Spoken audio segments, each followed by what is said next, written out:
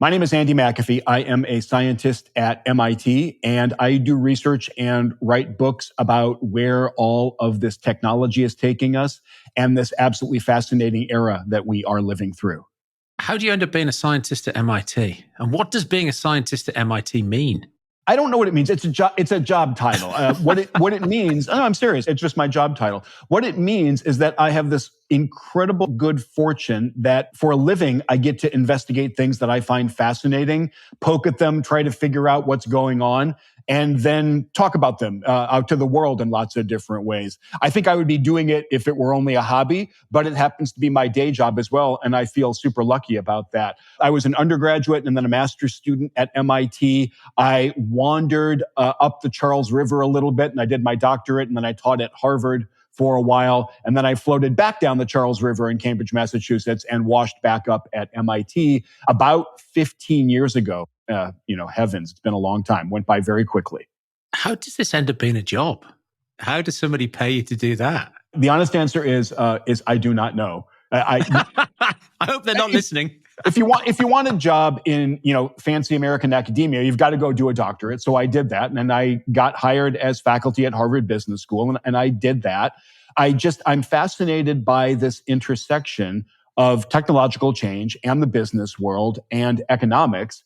And since I came back to MIT 15 years ago and started collaborating a lot with Eric Brynjolfsson, who's a fantastic economist and a very, very good guy, the economics part of it got strengthened. But in general, the intersection of that Venn diagram, business, technology, and economics, is where I like to think and try to figure things out. I'm dodging your excellent question. How does one get this as a career? I don't know. I'm pretty sure I just stumbled into it. Okay. Brilliant. No, but in general, I think asking people who are doing something you think is cool how they got there, I don't think it's a great idea, because what we will do is make up a story on the spot and try to distill life lessons from it. Yeah, okay, I'm going to resist that temptation. I don't know. I feel very lucky. For the rest of us, I'm glad you are doing it. Although, as you said, you might have been doing it anyway as a hobby if you'd had to find something else to do to pay the bills. Thank you for writing your most recent book. I said to you just as before we were recording, I was listening to it again at the weekend.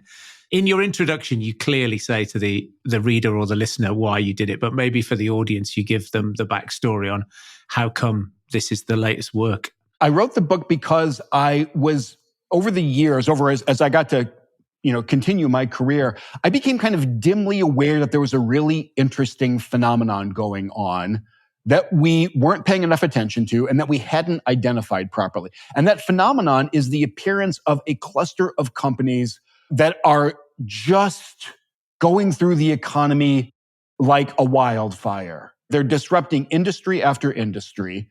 They are making incumbents look pretty bad on the incumbents' own terms. And we have labels for these companies that I don't love. We label them as tech or big tech, or we label them as Silicon Valley.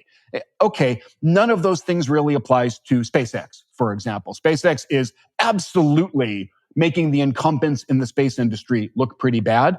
It's not headquartered in Silicon Valley, and you really can't call it, a tech company in the same way that Alphabet is or Google is, for example. But yet we still, when we're talking about companies like SpaceX, we still fall back on these labels like Silicon Valley, like tech, like whatever. And I thought, that's not it. There's something else going on here. And I wanted to figure out what that something is and then, apply a label to it. My label is Geek, but the phenomenon that I think we're underappreciating is an upgrade to the company, is a bunch of geeks figuring out how to run companies, scale companies, conquer markets, delight customers and investors, bewilder competitors, not by following the playbook that we built up over the course of the 20th century, over the course of the industrial era, but by doing some fundamental things very differently. And that's the phenomenon that I'm captivated by. And I call that bundle of new approaches and philosophies and practices, I call that the Geek Way, which is the title of the book.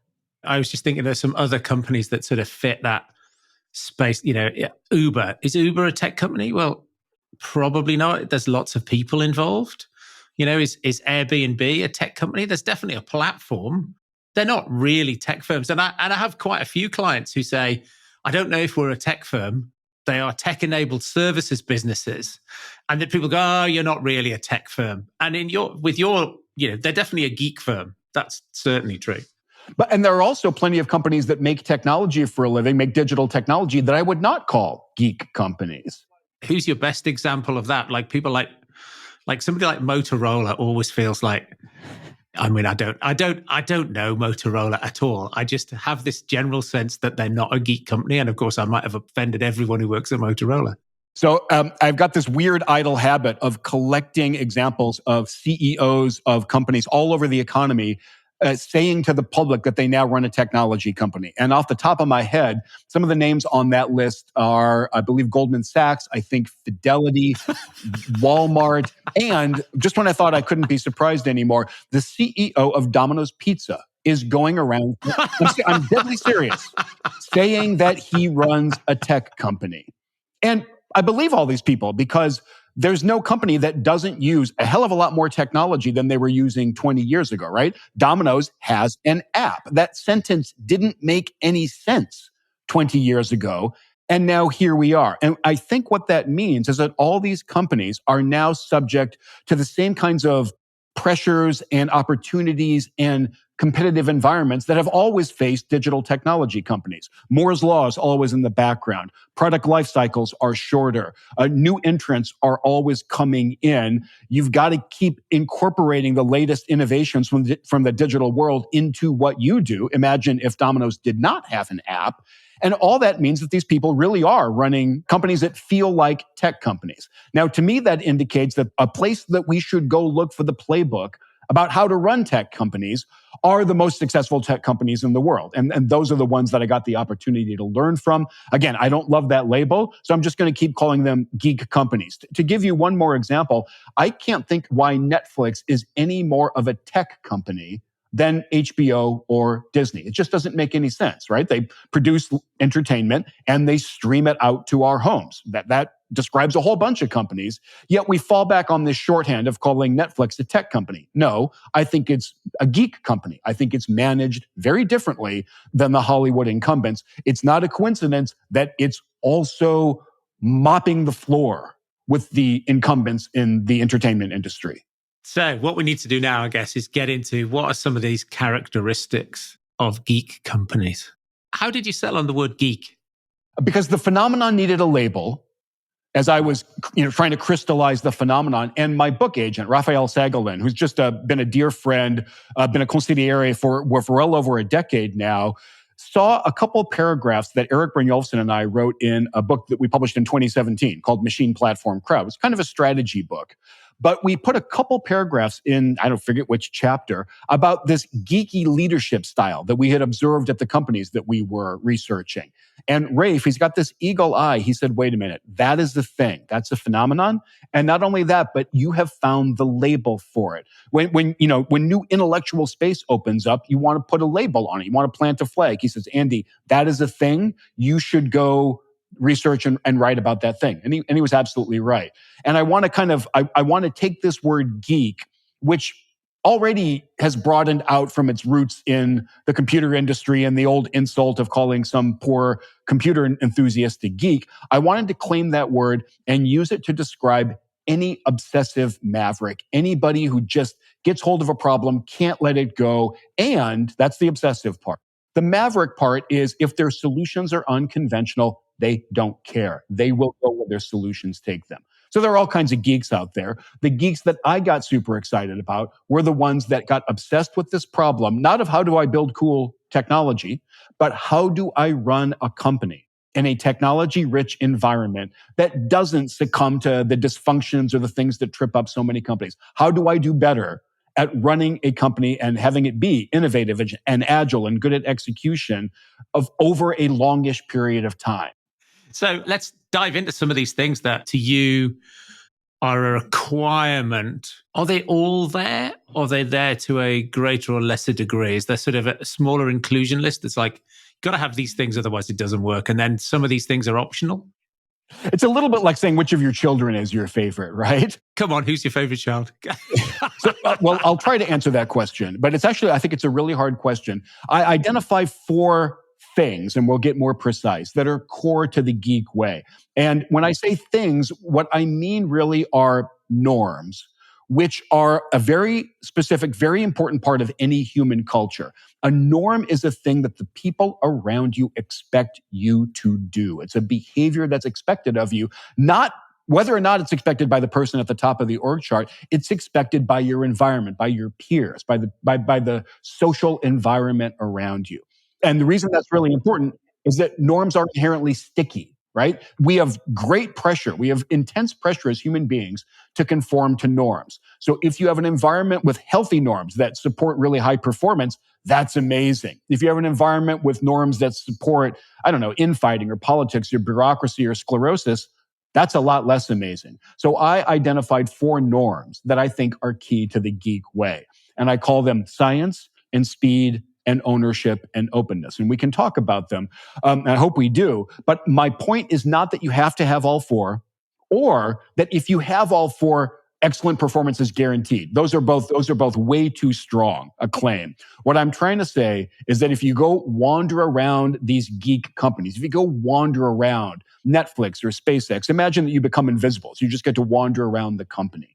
And you go wander around Stripe, the payments company, or Planet, which makes satellites that scan the earth every day. If you walk around these geek companies, you will observe these norms in practice a lot more than if you go walk around, 1980s era General Electric, for example. So the norms are key here. And the reason I'm dodging your question like crazy about which one is most important is that I've seen very successful companies that lack all of them. I'll try to make that concrete. We can all agree that Elon Musk is an extraordinarily successful entrepreneur and builder of organizations. His accomplishments at Tesla and SpaceX are going to echo down the decades. I firmly believe that. Do his environments really have a strong norm of openness, which means being willing and unafraid to speak truth to power, having psychological safety, having kind of egalitarian debates? Maybe in some cases, yes, but I'm listening to Isaacson's biography of Musk, and holy Toledo, he was a bully. He fired people on the spot. You would not call him the most empathetic, open leader out there. So openness I think, is an incredibly important norm, and I talk about it a lot. Is Musk our best example of an open leader? I don't think so. Is he an example of somebody who builds extraordinarily successful companies that I would call geek companies in fundamental ways? Yes, absolutely. So let's dive into these then. Science, speed, ownership, and openness. We talked about openness a little bit. That just means, is this environment characterized by psychological safety? Are you comfortable speaking truth to power? And another way to think about it, are people defensive or not defensive? In other words, if you challenge them on their idea or the project that they're in the middle of, and you bring up good evidence that it's not going really well, do they reflexively dim their heels and say, don't you ever challenge me? Don't you take away a single thing that I have? I have to win all the time. That's my default posture. Are they defensive like that? Or do you get more of a, oh yeah, it's a good point. Or yeah, I guess this is not going to succeed. I guess we better pull the plug on this. Do you get that kind of non-defensive, open reaction to things? So openness is an incredibly important norm, because that's how you keep from going down a bad path for a long, long time. And it's how you keep the rest of the culture healthy. If people are comfortable saying, hey, we're not living our values here, man, that is super powerful. That helps keep you on track. Openness is very closely related to the norm of science. And Dominic, like if you ever want to start an endless argument in a room of overeducated people, just ask them what the scientific method is. It will never, ever end. My favorite answer to that question comes from a book that I read as I was researching the geek way. It's called The Knowledge Machines by the philosopher Michael Strevens. And I think he nails it because he makes 2 points. He said, first of all, science is an endless argument. The heart of science is debate, is disputation about the nature of reality. How do we understand the universe? His point, and he says the reason that we get better over time at understanding the universe, the reason our science advances, is that argument has a ground rule. And the ground rule is incredibly simple. Bring evidence. Don't bring seniority or charisma or authority or ideology or religion or anything else. We all agree as a community of scientists that what's going to settle our arguments is evidence that distinguishes between A and B. And that leads to, in the world of geeks, A/B tests all the time, and experimental infrastructure, disagree and commit, all these phrases that you hear. Geeks love to argue and they love evidence. So they have this inherent disposition toward evidence-based arguments, toward science. The third norm is speed. And when I say speed, I don't mean just velocity. I don't mean how fast you're trying to get something done.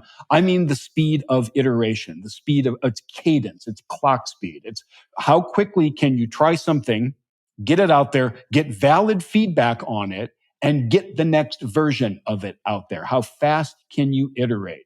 And when you look at how geeks run big, complicated efforts versus the incumbents of the industrial era, I think one of the starkest differences is that the industrial era companies are incredibly fond of planning, and they plan for a long time. They create these detailed long-term plans about how exactly everything is going to play out. And the important thing to keep in mind is that that doesn't work.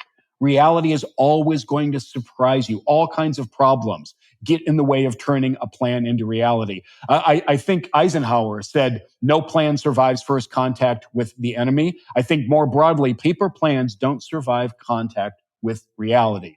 So the geeks, in addition to having this idea of a minimum viable product, I think they also have the idea of a minimum viable plan. What's the smallest valid amount of upfront stuff we need to do before we can start iterating, doing stuff, getting feedback? If you think again about how SpaceX prepares its rockets and its internet satellites and its astronaut capsules, it does it in this incredibly iterative way where they blow up rockets. They'd rather have the rockets succeed, but they blow up a bunch of rockets as they're figuring out the next leap forward. There are not people on these rockets. They're uncrewed. But the deep realization is the way we learn how to build cutting edge rockets is by trying a bunch of stuff that's not going to work. I mean, that is just night and day different from the way industrial era incumbents have gone about trying to accomplish big, complicated things. Then the final norm is ownership. It's this idea that we hear from Amazon about 2 pizza teams and single threaded leaders. It's giving a minimum viable team. It's giving a small group of people the actual authority, responsibility, resources they need to get something done. That sounds great. That's easy. Here's the hard part.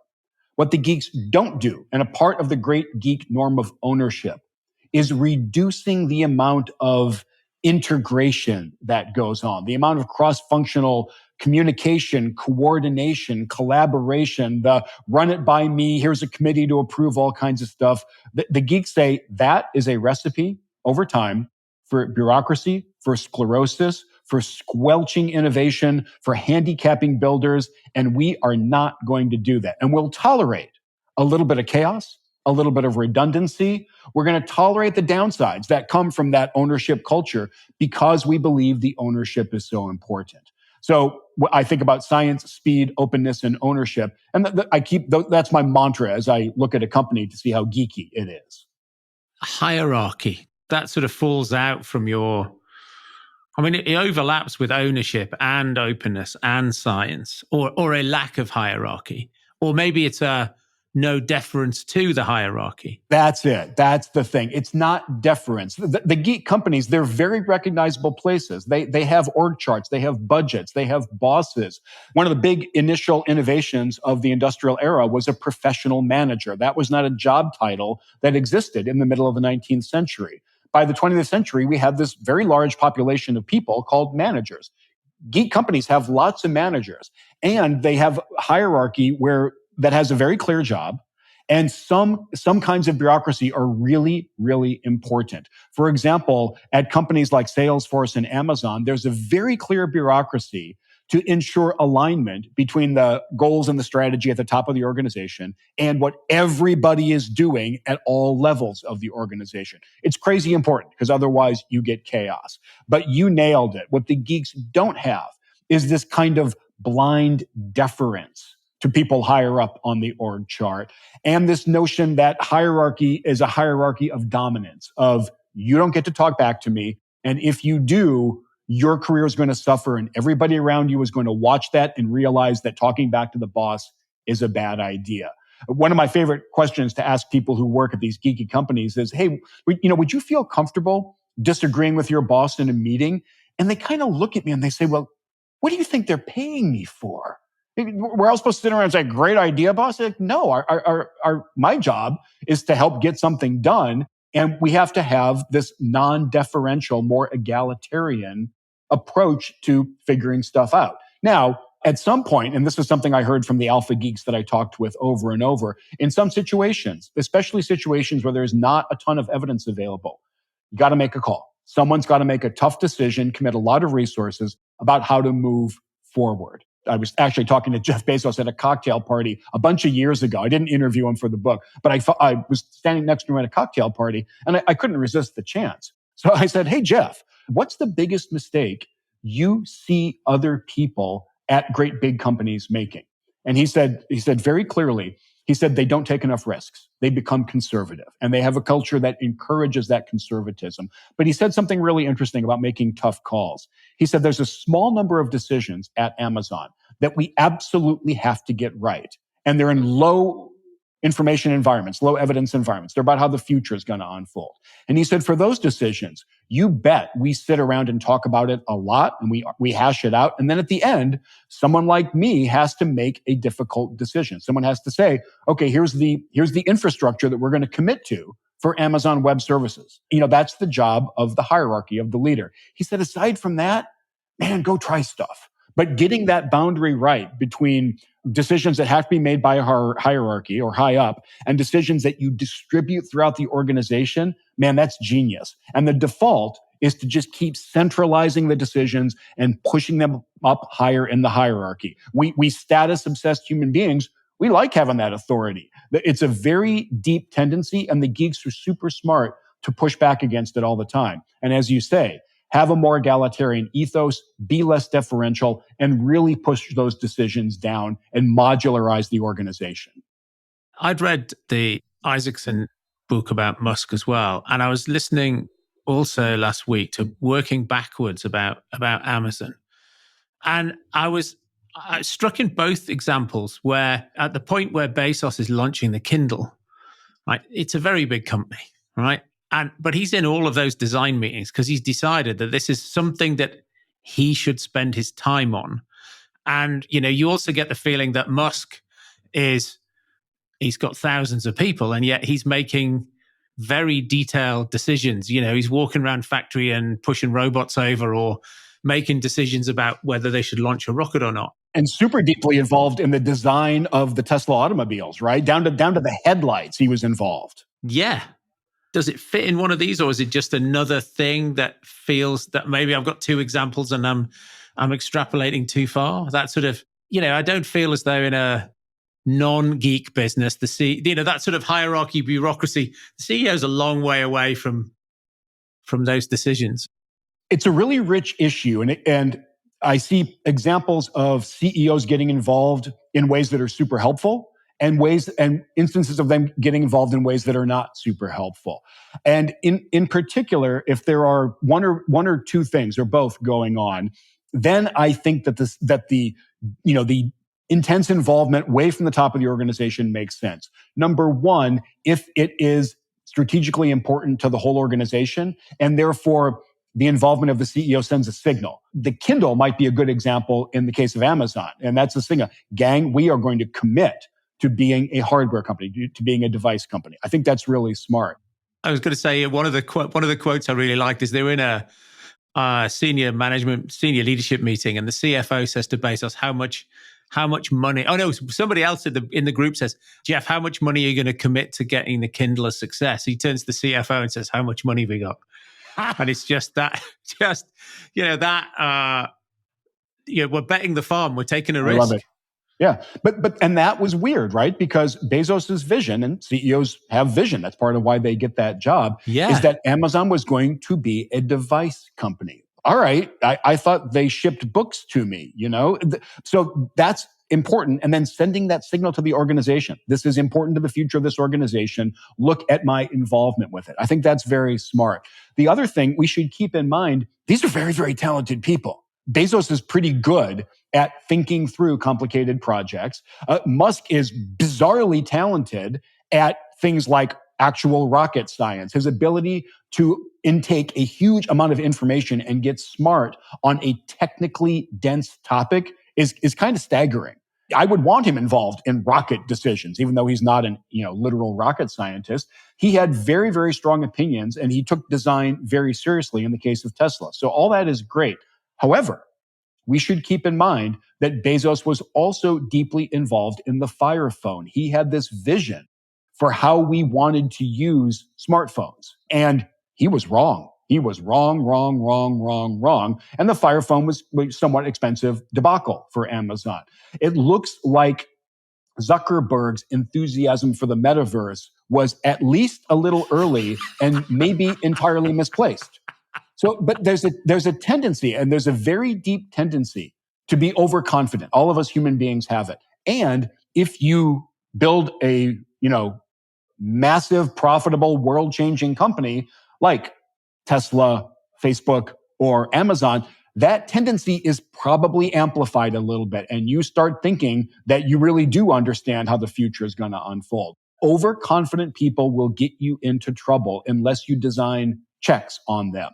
And overconfident people who run the company can really get you into trouble. And overconfident people who run the company and have a majority of the voting shares can really get you into trouble. We have to be on guard against overconfidence all the time with everybody, while balancing what we've been talking about, which is that people running these organizations, they're kind of crazy talented, and you do want them involved, and you do want them sending signals about what is actually important here.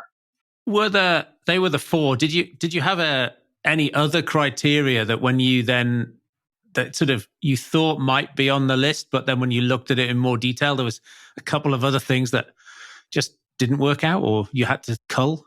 It's more a question of what's the smallest number of categories that really capture the phenomenon that I'm interested in. I had a mentor of mine who said something that I've always tried to keep in mind. He said, if you ever find yourself on stage saying, and sixthly, you're in trouble. I think that's great advice for all kinds of reasons, right? Four is probably a number we can keep in our head. 3 might have been a little bit better, but 4 is not too much. I didn't want to have the 9 things that the geeks do, just as kind of a general principle. And also, as I looked at a bunch of other things, I found it very useful to say, is this actually distinguishing geek companies from non-geek companies? I'll give you an example. We hear a lot about the importance of vision and setting a bold vision for what the company's about. And I believe that, right? And Musk's ability to rally people and build these fanatically driven organizations by talking about weaning our planet from fossil fuels and becoming an interplanetary species. This is important, right? This narrative is important. Zuckerberg's conviction about the metaverse might have been misplaced, but it was very clear for the company. So we want vision, we want a narrative, we want a story, and we human beings want to feel like we're doing something big that matters. So that's absolutely in there. I didn't include it as a 5th thing because I also saw CEOs and leaders in the rest of the economy trying to do the same thing. Every healthcare CEO talks about their vision to, take better care of humanity and all that. So I didn't see the vision setting and the storytelling as a big enough deal to include it along with the 4 norms of science, speed, ownership, and openness. However, I do think that these geek companies do a pretty good job of getting people excited to work there. I think a big part of the way they do that is via these other norms. And in particular, I've been in business academia for 30 years now, and it's kind of a drinking game, right? Every time somebody says autonomy or empowerment, if I took a drink, I'd be a lifelong drunk. We've been talking about that for way before my career started and my entire career. It's kind of like background noise at this point.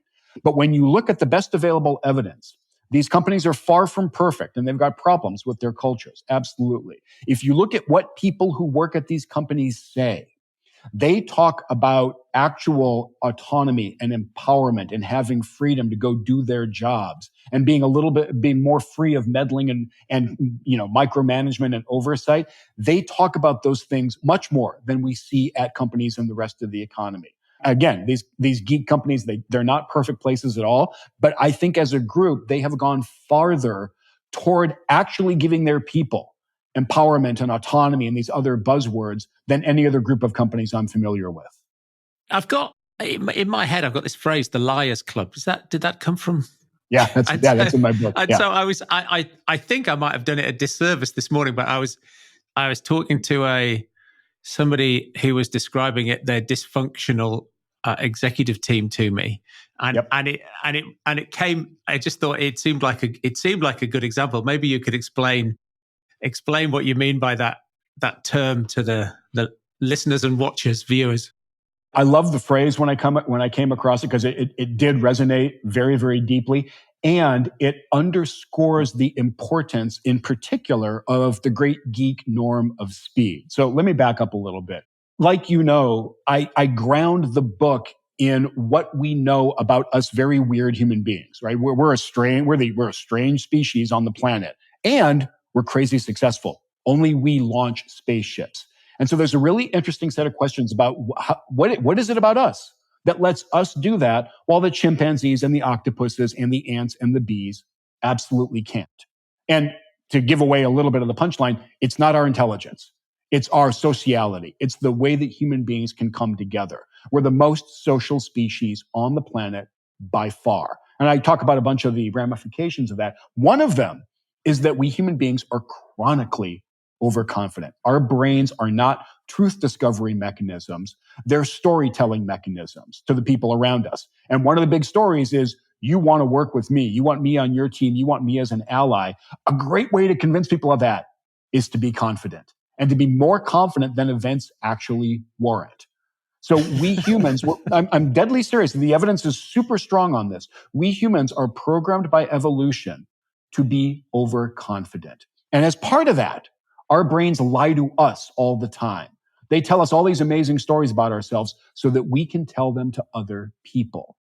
There's a module. It's called the press secretary or the interpreter. It's this piece of mental hardware that we have that just kind of, it just whispers into our ear all the time how awesome we are. And again, read chapter 4 of the book. I lay out the most compelling evidence that I can think of for this.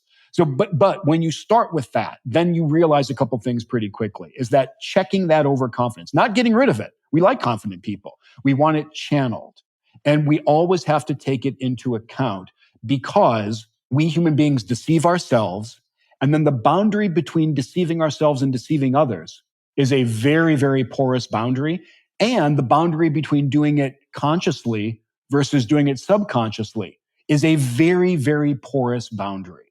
And so sending you and me to training so that we're not as overconfident, to check our overconfidence, or to stop being overconfident, being deceptive to other people, that training won't work. That training won't get the job done. I mean this seriously.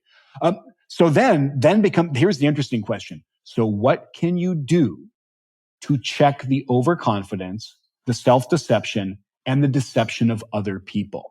That is a deep, deep question. I don't think we've spent nearly enough time on it. But to my eyes, the geeks have backed into an answer to that question, that critical question. And the answer is make everybody show their work all the time. And make somebody else give feedback on that work. Give it a thumbs up or a thumbs down. To make that concrete, this is the heart of Agile development approaches, of Agile programming, this school of writing software that was born in the winter of 2001, 2002, when a bunch of geeks got together at a ski resort in Utah and tried to reimagine how you could write software. That was the birth of the Agile movement. And what they came up with is a way to deal with the deception.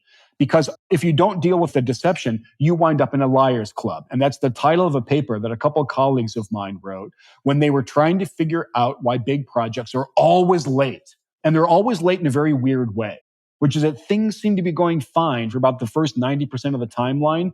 And then very close to the initial finish line, it's like, holy Toledo, this doesn't work.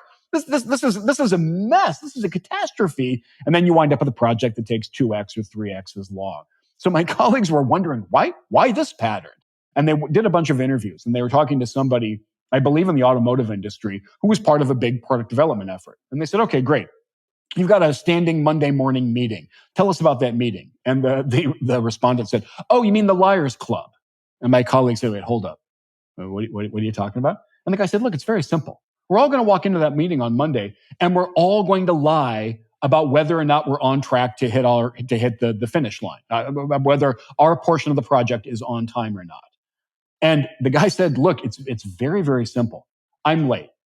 I know most other people, maybe probably everybody else around that table is late to some extent. Now, here's my choice. Am I going to raise my hand in that meeting and say, hey, boss, I'm late? And everybody gets to say, oh, Andy, you're an idiot. Shame on you for delaying the entire project. Or am I going to be strategic and say, boss, things look good here? Because eventually someone is going to be found out to be late. And as long as I am not that initial person, then I get all the time that they get to finally get back on track without the career penalty. So the game theory here is incredibly straightforward.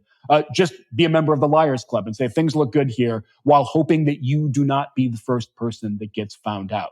Again, it's part of this bundle of overconfidence and self-deception and deception that goes on. And you and I consider and say, well, isn't it terrible? And shouldn't people be ethical and not have, shouldn't they admit when they're behind? Yeah, they should. They don't. And to rewire us so that we all just volunteer to have career penalties, I think that's a big ask. So what the geeks do is something very different. They say, we're going to make it as difficult as possible, hopefully impossible, to hide the fact that you're late when you're late. And the best way to do that is to chunk the project up into little small chunks where everybody has to show their work at the end of every chunk, and somebody has to say, yep, I certify that, or no, I don't. That's the valid feedback from a customer. That's part of Agile programming. So this chunking things up, this iterative approach in a high validity, high feedback environment, that's by far the best way that I can think of to break up the Liars Club.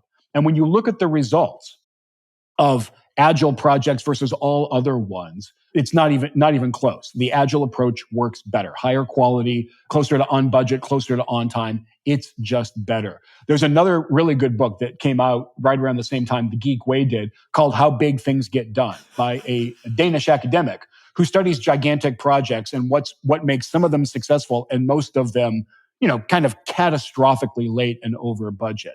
And he comes independently to this same conclusion that we've been talking about. Successful projects chunk things up and have the shortest possible period before feedback happens and you learn how people are actually doing. It's only one of the advantages of speed. I talk about the other ones, but breaking up the Liars Club, that is a big, big deal. I think in Why Large Projects Are Late, or why that's what's the title of his something like that. But I just remember reading that and thinking, I think he says 99.5% of projects are always over time, over budget, and under deliver. And it's great because I find myself now working with clients and I see them doing exactly what he says not to do in the book, which is to try and estimate the time from first principles. And the overconfidence comes in all the time. All the time. Oh, don't worry. And because they're already baking into the delivery timescale a fair wind, nobody's going to be sick, everything's going to go perfectly well. And I say, look, have you not done this before? Has somebody else not done this before? Because he says, look, the heuristic is find a thing that looks like this, and it's likely it'll be. Yeah, you are unlikely to be an exception to the rule out there. He says the worst two things are IT projects and building nuclear power stations. And of course, all of my clients are all in the IT project space. And so they've all picked a project which he puts into the it doesn't, and it's not a bell curve. It's like if it could just be catastrophically terrible. It could be 100x average delivery time scale. Catastrophically late. I put a statistic in the book that I couldn't believe. The U.S. Department of Defense mandated this planning heavy approach to writing software, this pretty bad approach to writing software for decades. And then they did an audit. And they found out that 75% of the projects that were managed using this pre-Agile method called waterfall, it's not that 75% of them were super late and super over budget. It's that 75% of them never saw the light of day. The software was never, ever, okay, this is a bad joke, right? To be honest, geeks have projects that are late. Mainly, I think, because they're trying to do very, very ambitious things and they're aggressive about it. And there's not a base case. There's not a reference class out there. So the geeks are not always on time, but do they do better than their competitors? Oh, heck yeah. I look at all of the incumbents in the auto industry trying to build software-intensive electric vehicles. And their track record so far is not great. And Dominic, you've probably seen all the headlines these days that say, actually, the public doesn't want EVs. When you look at Tesla sales, when you look at BYD's sales, it's a little hard for me to believe that the public doesn't want EVs. I think they just don't want a lot of the EVs that the legacy car makers have been putting on the market so far. Well, I think certainly now in the UK, because of the tax position, I see this sort of, we've crossed the chasm on EVs. So now ordinary people are buying them.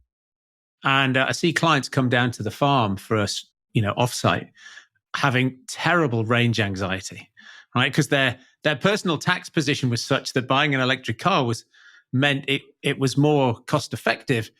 But man, it's, the planning and where can I go and how long, because, the infrastructure doesn't exist.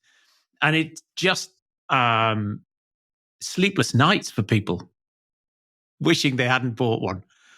But it'll all get better. It'll all sort itself out. They're just not the right people to be buying this early level of technology. Yeah, I think that's right. But my understanding is that the economics and the physics are actually pretty straightforward, and that it is just cheaper per mile, a lot cheaper per mile driven to drive an EV over the long haul. And I think that advantage is only going to increase. Andrew, what is it you know now you wish you'd known earlier? I wish I had known about this view of us human beings that just is kind of this dispassionate scientific view. I think about an alien anthropologist that comes down and says, wow, there's this one species that's really successful. There's only one thing on this planet that launches spaceships. How are they accomplishing it? So just this kind of arm's length view of us and understanding our wiring and what allows us to launch spaceships. This is a school of science. This is a discipline come together over the 21st century. It's got a bunch of labels. I like the label cultural evolution for it because we human beings not only have rich cultures, we evolve them very, very quickly. And when I learned that, I'm like, eureka, that we can go take this and apply this to running an organization, to running a business. Business has a culture.